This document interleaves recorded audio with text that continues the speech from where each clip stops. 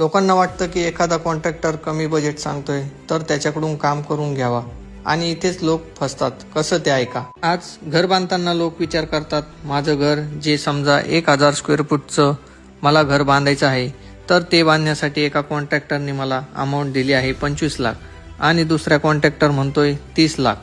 तर लोक विचार करतात की नाही, जो 25 लाख रुपये म्हणतोय मी त्याच्याकडूनच माझं घर बांधून घेईल.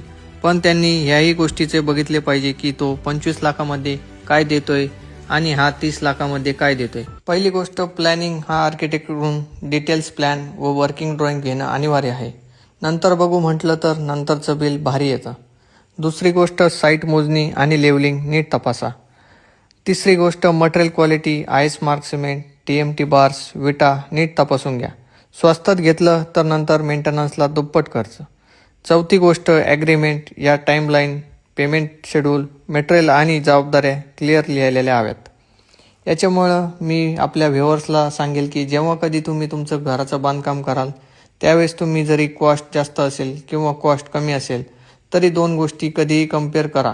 जास्त कॉस्टवाला काय सर्व्हिस देतोय आणि कमी कॉस्टवाला काय तुम्हाला प्रोव्हाइड करतोय, हे खूप महत्त्वाचा पार्ट आहे. तुम्ही ही घर बांधताना हे लक्षात ठेवा.